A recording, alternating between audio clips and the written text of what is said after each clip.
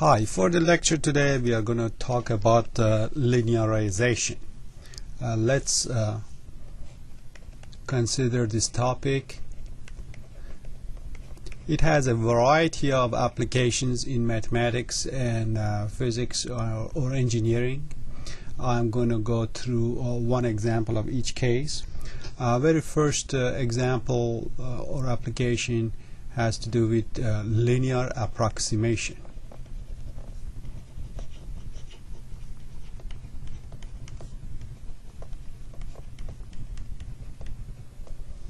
Oftentimes in the field of science we are working with a formula that might be a bit too complicated and we might want to simplify it. This act of simplification is quite easy on the graph itself. Suppose I have some function. Here is my function f of x. Y is equal to f of x. F of x perhaps is a complicated formula or something, and we want to find something simpler than that. Well, to do this thing we need to first decide on a base of operation, on a location that we are acting on. For example, suppose I want to approximate this function near this point. How would I do that? The best approximation is just a tangent line that passes through this point. If I consider the tangent line here, it is the closest line you can consider to this graph in some sense. So here's a tangent line to the graph.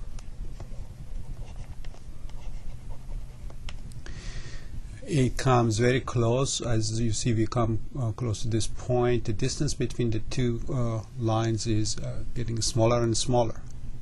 We are going to consider the equation of the tangent line to be the linear approximation of our original function at the chosen point.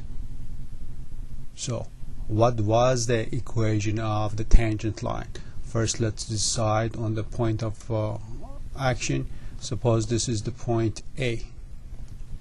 How would I write the equation of the tangent line at this point? Well, I need the y coordinate of this point as well. How do I find the y coordinate? I plug the A in the function and I get my f of A, and that gives the coordinate of this point to be x is A and y is f of A. How about the slope? The slope of this tangent line, slope is that's given by the derivative, that is f prime of A. So how do you write the equation of a line? You write y minus the y of the given point. Y of the given point is f of A is equal to the slope. Slope is f prime of A times x minus A. This is the equation of tangent line.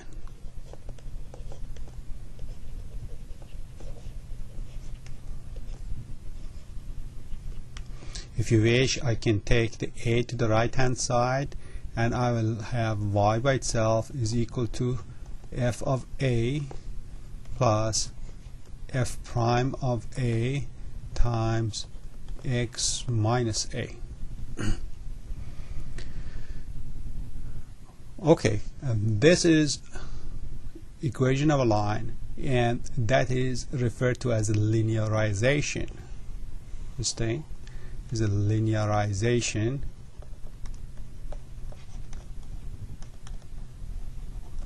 of f at A.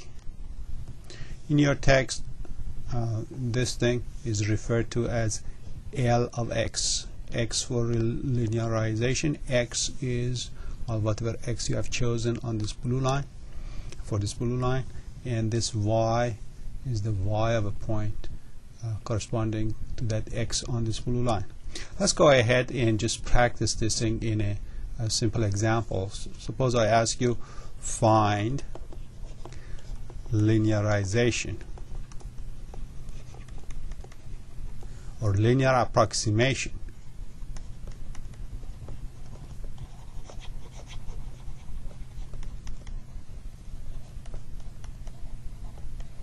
of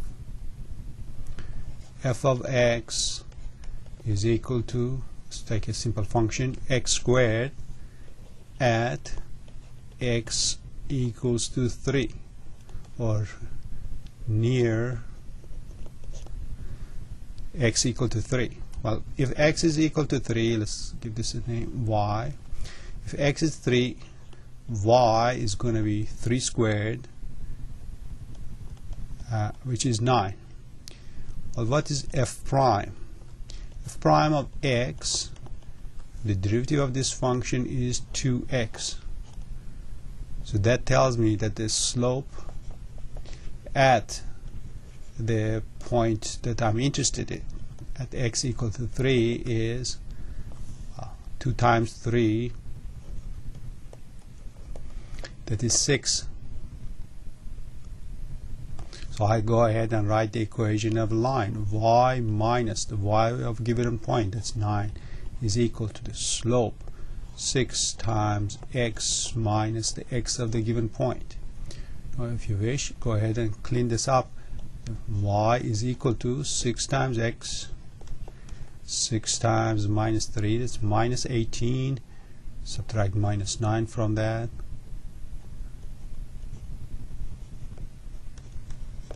So y becomes 6x minus 9. So what is this thing again? Just to understand it, let's go back and draw a reasonable picture. We have a function. It's a very familiar function, y equal to x squared. It's not so complicated that you would want to approximate it, but we just chose a simple problem to start. Here's x. Here is my function. It's there's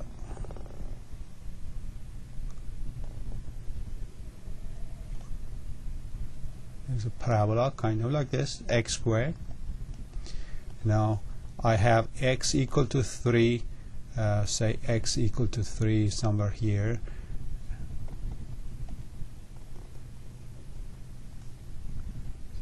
So this is my 1 and this is 2.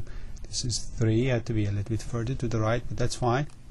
Now I want to approximate this red curve, this parabola. I need to draw some more.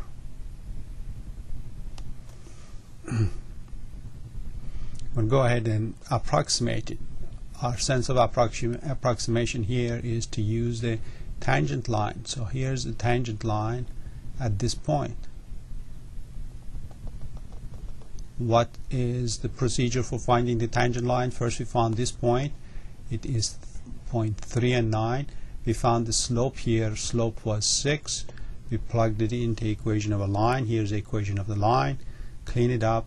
Here's the equation of the tangent line. So here y is equal to 6x minus 9. For this, y equal x squared. In the vicinity of x equal to 3, we have this approximation of 6x minus 9. How do we write this? Well, on the picture itself, it's clear what's happening. Just saying the red and this purple are, or whatever color that is, this red and dark blue are close to each other. We want to write it mathematically. The red curve, that was x squared. This purple curve, I guess, is 6x minus 9. And we are saying that these two are approximately equal to each other. That's what we are going to write. So wiggly equal sign means approximate equality. Well, it's not always approximately equal. Like here, they're far apart. You go in this direction below 3, they are not really close. Far away from 3, they're not close either. Approximation just good around here. So this approximation is good when x itself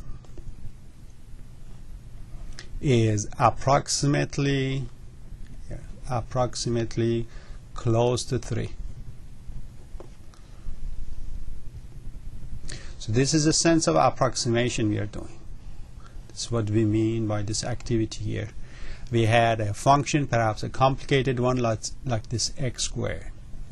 We made it simpler by making it a linear function. Linear functions are the simplest functions you could work with. The objective here is to reduce any reasonable function down to a linear function. Well, what's the catch? The catch is that this is only good so long as you hover around a certain point.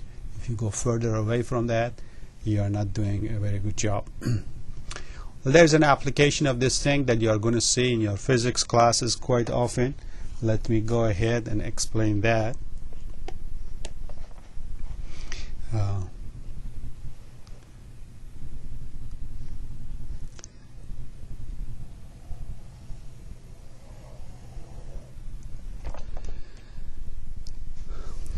Something in physics class or engineering classes are referred to as small angle approximation.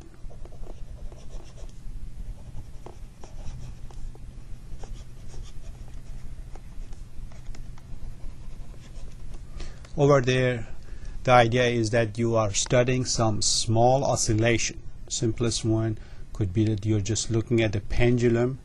Here's a weight hanging from the ceiling here. Here's a ceiling.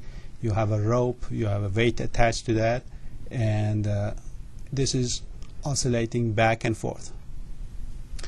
Now, one of two things could happen. You could make it wild and this thing oscillating on a big circle from all the way to from the ceiling all the way back to the ceiling here, or perhaps you limit yourself to very small tamed oscillation here. That's what we have in mind, or they have in mind in those physics application. So your pendulum is not moving all that much. This angle is then going to be a small angle. As it changes, it always stays small. So if we consider, suppose x is a small angle. What do you mean small? Means x close to 0.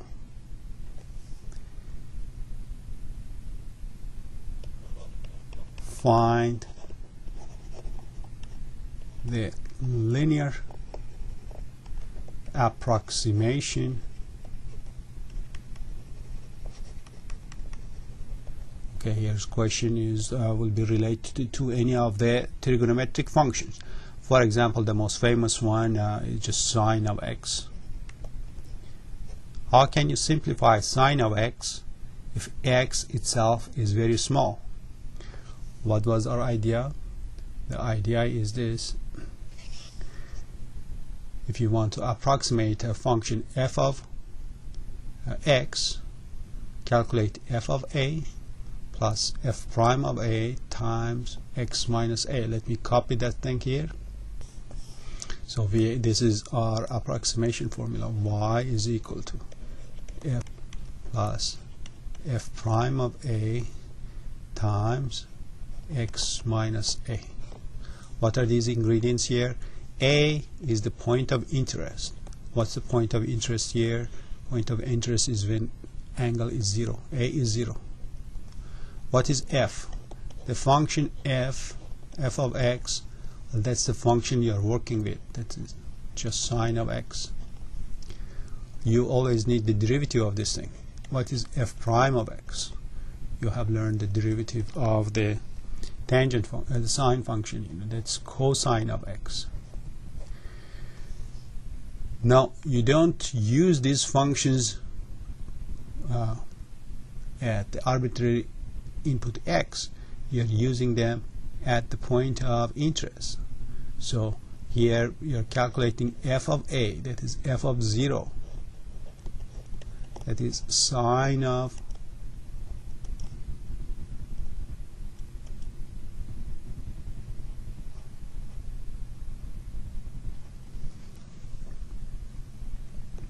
sine of 0.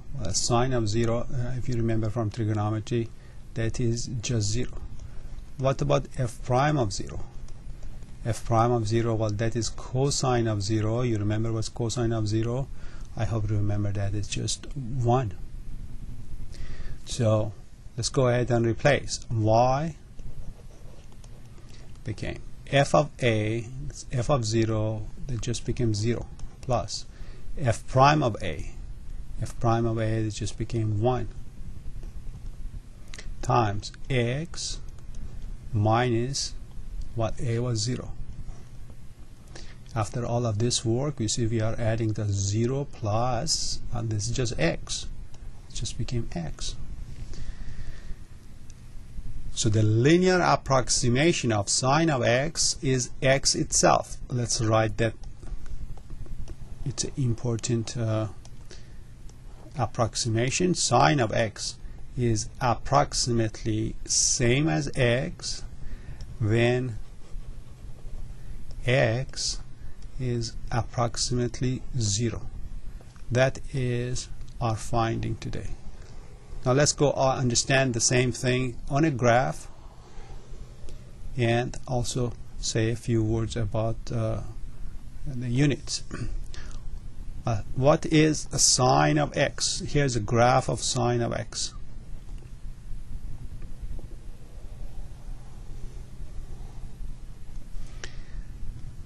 Graph of sine of x. Let's say this is 1 here, so this is going to be pi over 2. This is almost pi, and so 3 pi over 2, 2 pi. Let me see if I can draw a reasonable graph.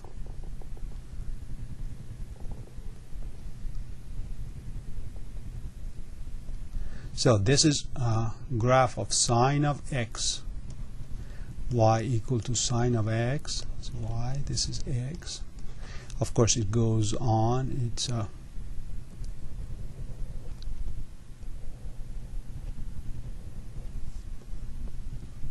if you remember, it's just a wave that goes on. Sine of x is a complicated function. You want to simplify it. Of course, this thing doesn't look like any line. But if you get close to it in near a certain point, then it's going to look like a line. What point are we focusing on? We're looking at point x equal to 0. X equal to 0 is here. Well, what's the line that's closest to this blue curve right here? Well, that line is going to be the tangent line. Here's the tangent line. What is the equation of this tangent line?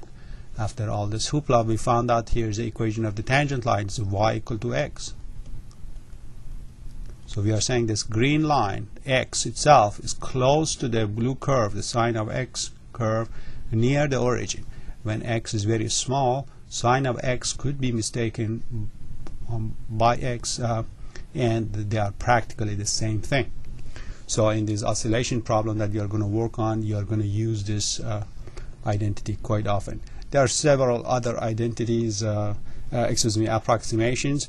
I just mentioned one of them here. I let you go ahead and work this out. The tangent of x also approximately same as x when x close to 0. So this approximation makes life a lot easier in those physics problems, and you can quickly go ahead and do some calculations. Okay, let's go ahead and have some other form of this equation, this linearization equation. You might see various formats of it or various applications of it. I am going to talk a few words about them. One thing that the notation that gets to be used very often later on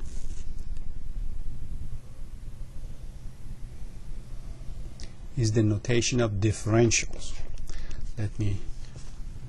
So next topic that we are going to talk about is differentials.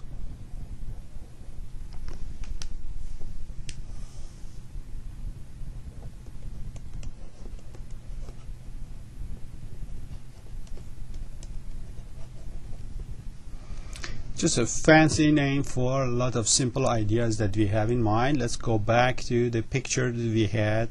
We had a picture of a function.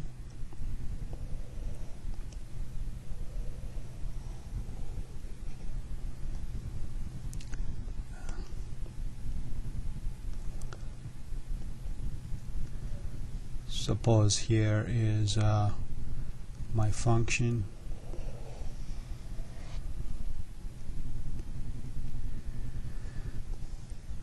I want to approximate this function. I consider some base of operations, say here.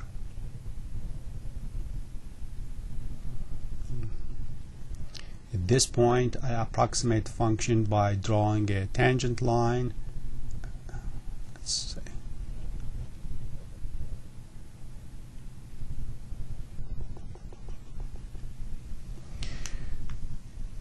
We want to study and see, well, how close is this approximation to the actual line, and have some notation for various quantities.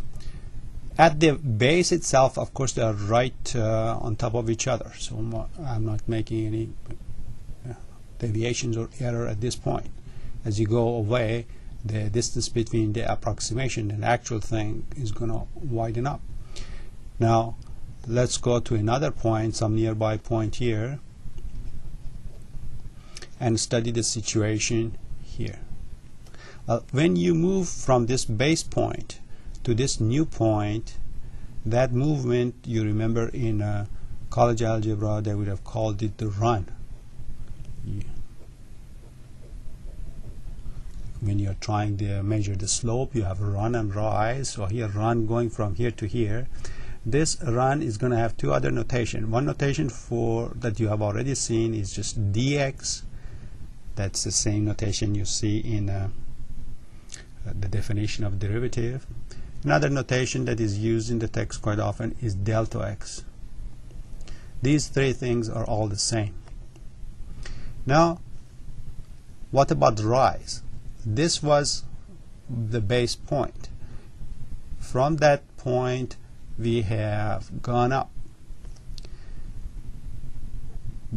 From here to here, this is one rise. That is the approximate change in the function. Well, what's the exact change in the function? Exact change in the function is from this point all the way to here.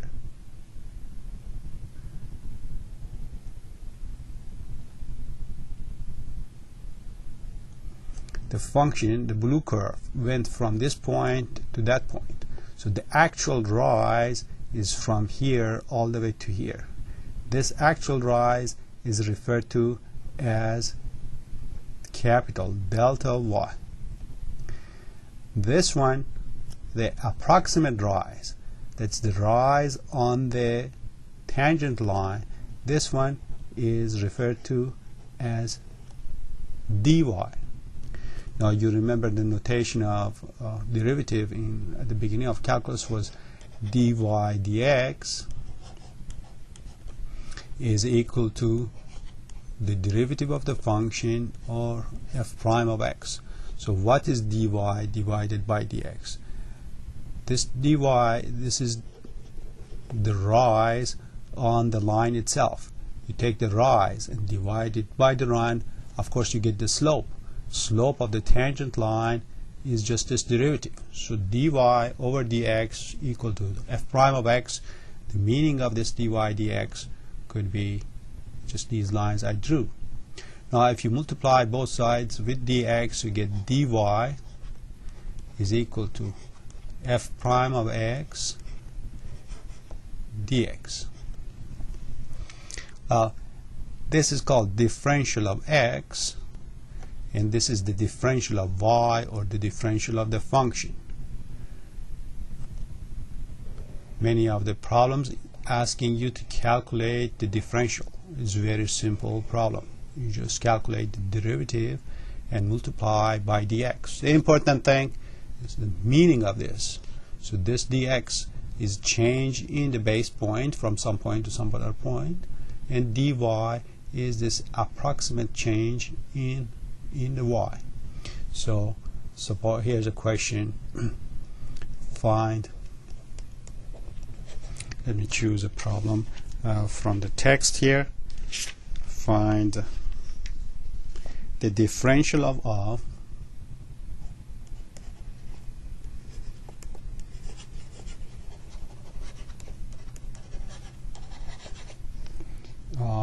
y is equal to x to the power of 4 plus 5x. What is that differential? It's very simple. dy, I take a derivative of this, put it in parentheses, 4x cubed plus 5. That is the slope times dx. So what's the meaning of all of this? This is a slope at some location. This is the rise, and this is going to be the approximate, excuse me,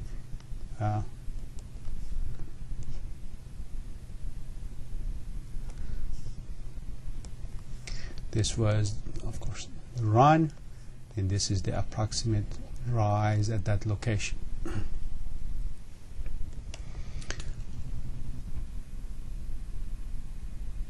One application of this concept of differential or linear approximation itself is to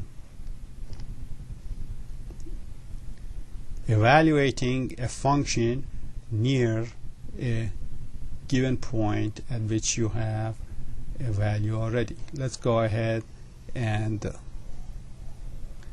do a problem of that type. Here's a question. It says use differentials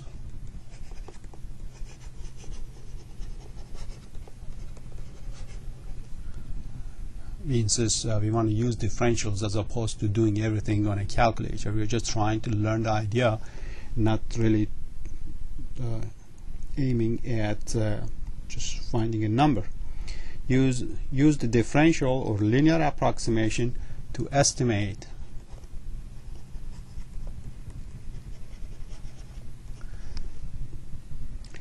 say square root of 99.8. What is meant by this problem? Once again, the idea is not plugging 99.8 in a calculator, pressing the square root button and coming up with a number. That's good for verifying your final answer, but we want to know what is happening under the hood, what's going on by this action of taking square root. First of all, this number is chosen to be near some point that is easy to handle. What point is that?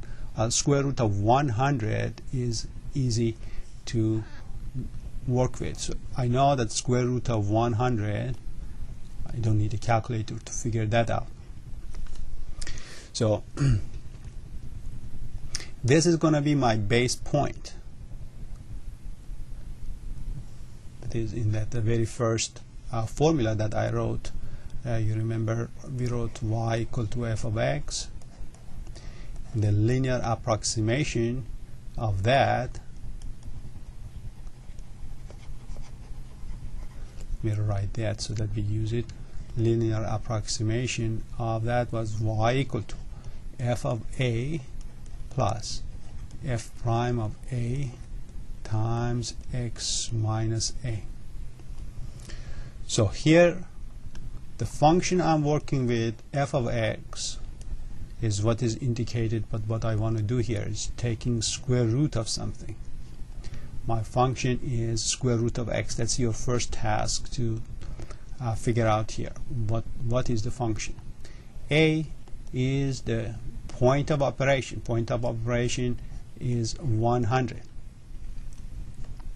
F of a obviously is radical 100, which is 10.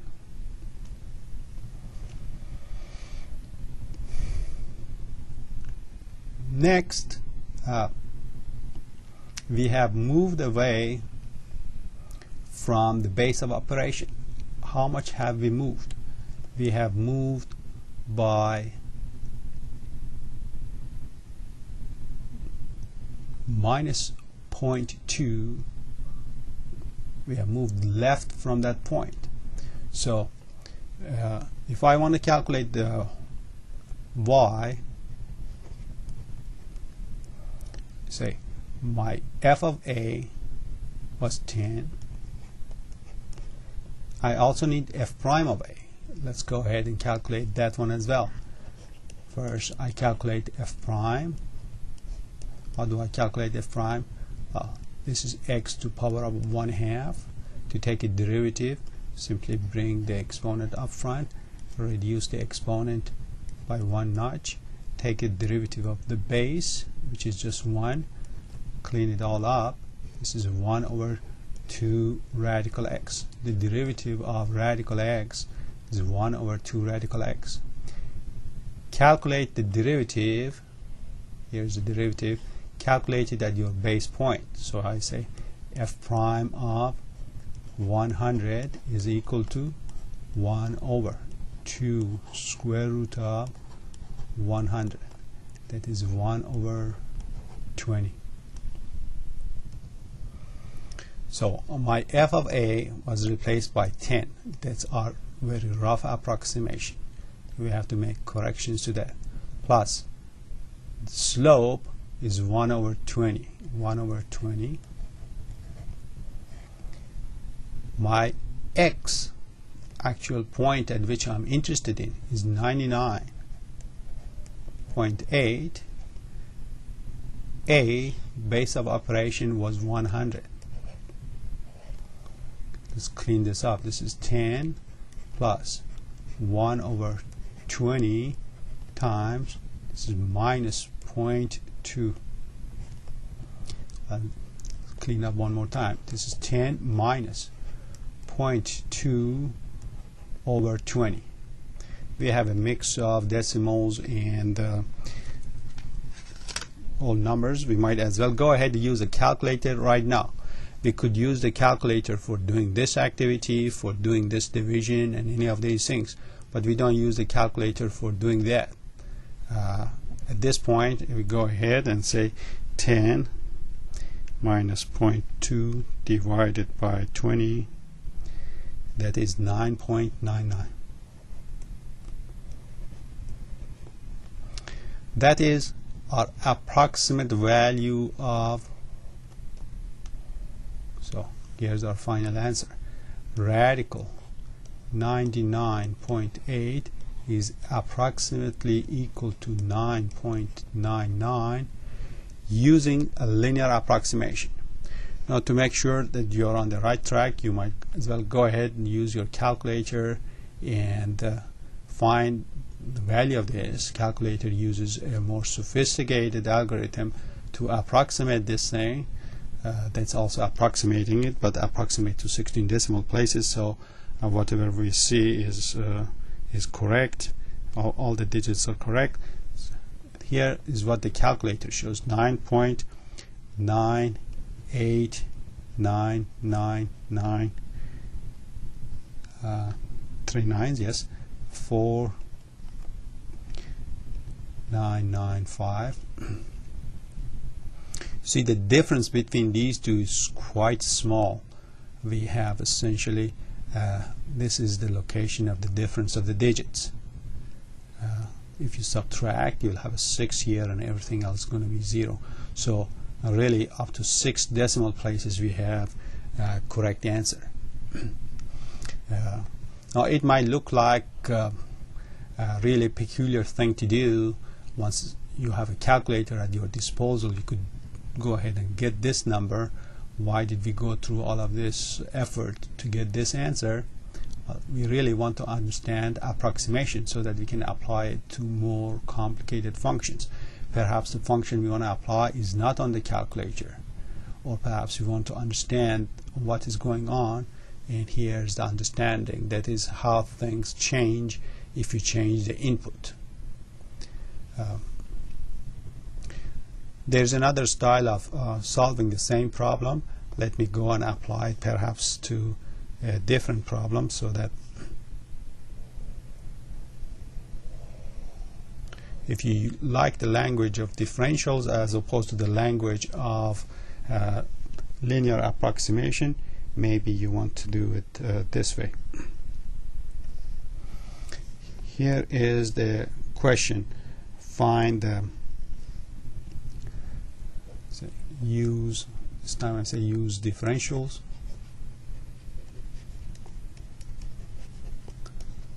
to approximate. Now let me give a problem that's different from the ones in the text so that you can do these things for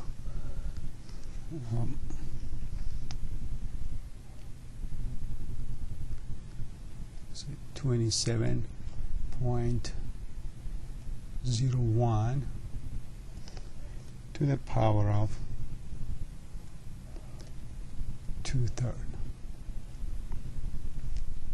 Suppose I want to take 27.01, raise it to the power of 2/3. How do I do that? Well, first we have to figure out two things on our own. One is, what's the function that is involved here? The function we are working on is taking a number and raising it to the power of 2/3. So I define that function. F of x, x to the power of 2/3. You have choices on how to represent this function. This is just one possibility. So here's my function. Now let's go ahead, find the differential of this function. What was the differential? dy is equal to f prime of x dx. Wow. So I need f prime. F prime is easy. I take this 2/3 up front. X, I have to reduce the exponent by one notch. 2/3 minus 1 becomes minus 1/3. So I have my derivative. I also need a point of operation, my a or x0, whatever you want to call it. That is the easy number to work with, a number that is near to this, at which you can do everything by yourself and you don't need a calculator and things are easy. Well, what is that number? That number is 27. Well, when a is 27, what is f? It is what is f of 27. So I take 27 and plug it in this function, or just erase all the extra and figure out what the answer is supposed to be. What are you doing here? Taking cube root of 27 and raising it to power of 2. It's better to take the cube root first. You get 3. 3 squared is just 9. Okay, we have everything, almost everything available. Now comes up the question, who is dx, who's dy? Let's go back here to our picture, see who was dx, who was dy. Dx is a run or the change in x. Dy is the approximate change in y. So let's go ahead. If this is my base of operation, how much have I changed? What is the run to get here? Dx is the difference between the actual number you want to use minus the base of the operation, 27. That is 0.01. What is dy? Dy, according to this, f prime, I need to figure out f prime as well. F prime of 27. Notice here we never use the x anymore. We're converting everything to a number. I have to take 27, raise it to power of minus 1/3. So 2/3 of 27 to the power of minus 1/3. What is that? That is 2/3 of 27 to the power of 1/3. That's the cube root of 27. That is 3. This is to the power of minus 1/3. So that's going to be in the denominator.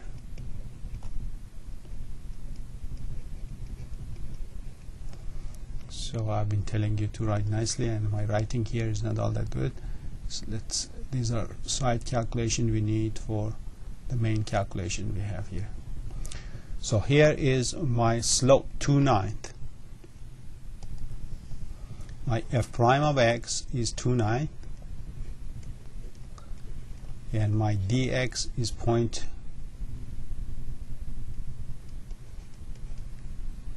If you multiply it, you get 0.02 over 9. Now you might go ahead and use your calculator if you wish, and so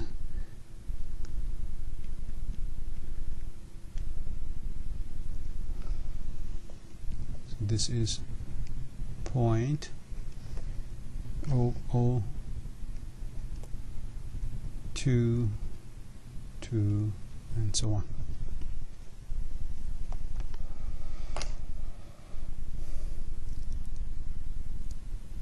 Okay, original question was, what's the approximate value of this? Let's see. If we didn't have all this headache of 0.01, if the point was just 27, at 27 the exact answer would have been 9. Now we change the input by 0.01, that is our dx is 0.01. Differential tells us that the change in y is 0.002. So that means that is how much higher we are going to go. So remember, again, let's go back to this picture. dy is the approximate change in y. So you have to add it to whatever it was, whatever this height was, has to be added to this dy to get your new y, the approximate y. Go and say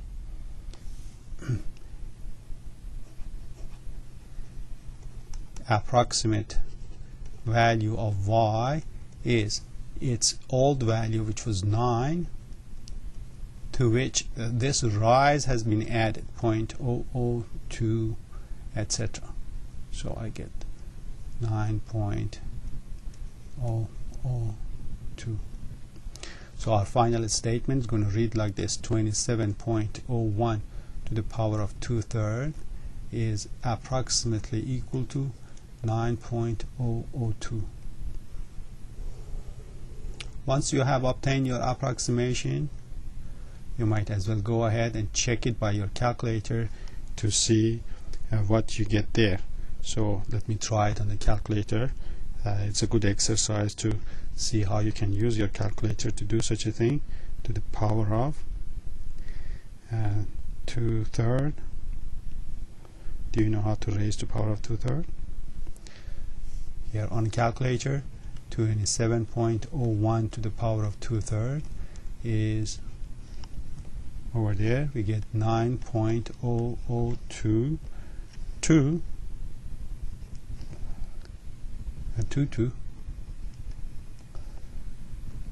0.85. So here we really had actually obtained one more, that if you keep dividing you get lots of 2's, but we usually don't go writing all of them. So if you compare, the simplistic method has obtained correct answer all the way up to here. 6 decimal places match to 6 decimal places here. It's on the 7th decimal place that a difference starts showing up. So pretty good answer by using some very rudimentary methods. Later on, especially in Calculus 2, you are going to push this thing further and extract a lot more juice out of it and obtain better and better approximation, and a whole topic built around this. Instead of linear approximation, you're going to use higher order approximation. But let's wait for that until we get there, and then we are going to talk about that. Final issue I want to talk about today,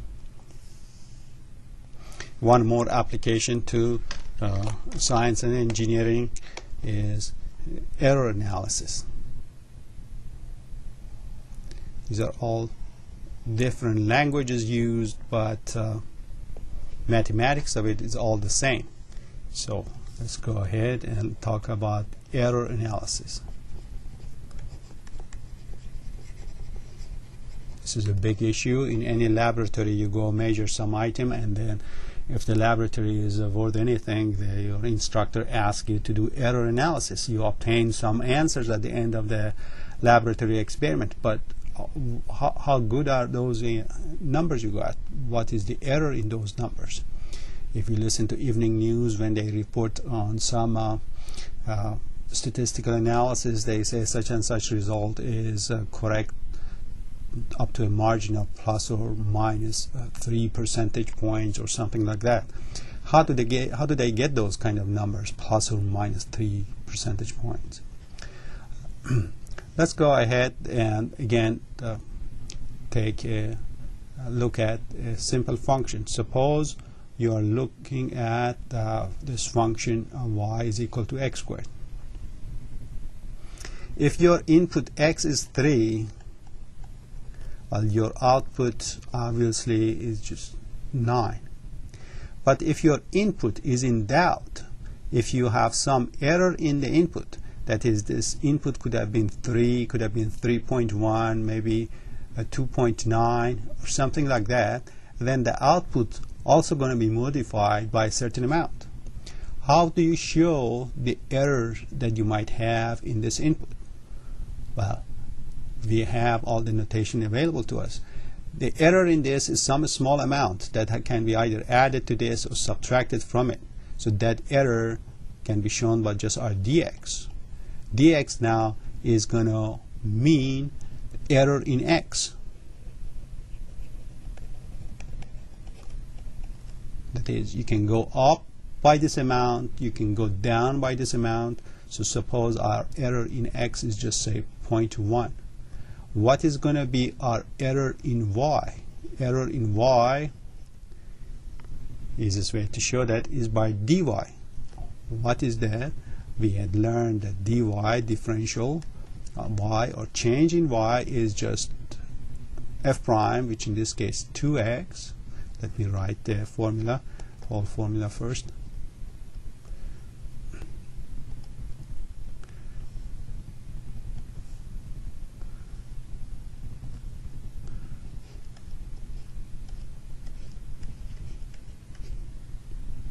So dy in this example is just 2x dx.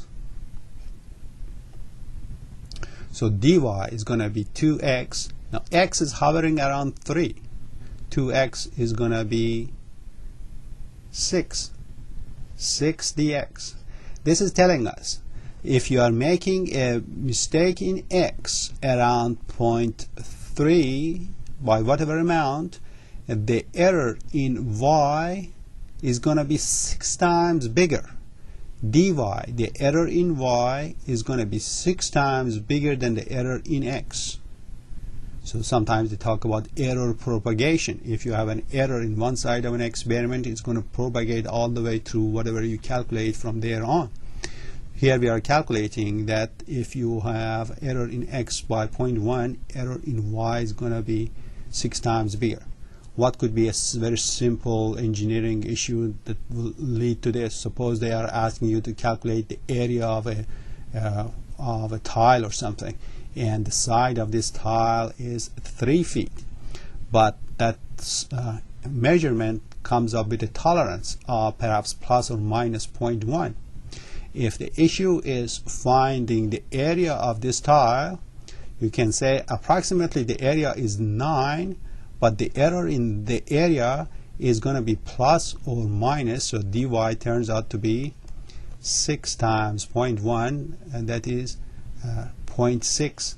The error in the area of the tile is going to be 0.6 square feet. Error of measurement on the side translated to error of the measurement on the area. Sometimes they ask about the relative error.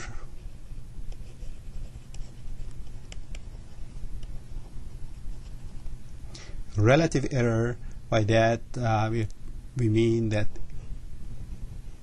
error that you're committing in a certain derived measurement divided by its actual value. Relative error means how big is your error compared to the actual measurement. So what do we do? dy is f prime of x dx.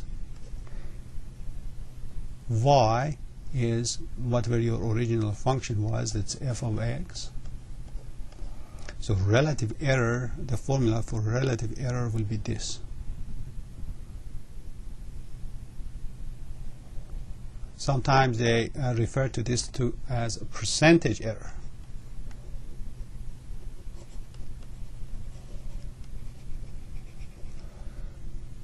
The percentage that I talked about here, percentage error, all that you have to do is to take this thing and multiply it by 100%, you convert it from a fractional number to a percentage number, and then you'll be done. So let me make some room here.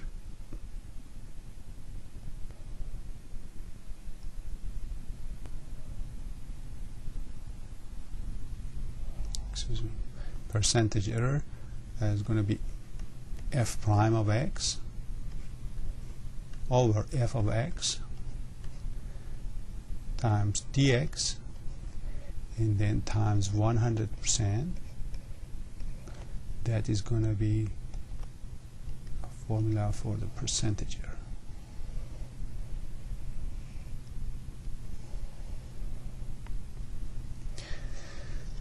So what's the percentage error of calculating the area of this tile? We say f prime of x, that was 2x, here 2x, x is 3. F of x is the area itself, 3 squared is 9. dx is our error of measurement on the length of the side, say it was 0.1, and then we multiply by 100% to get our percentage error. So what does all this thing boil down to? Let's simplify. This is 2/3 times 0.1. That's going to be 0.06, and that's going to be 6.66%.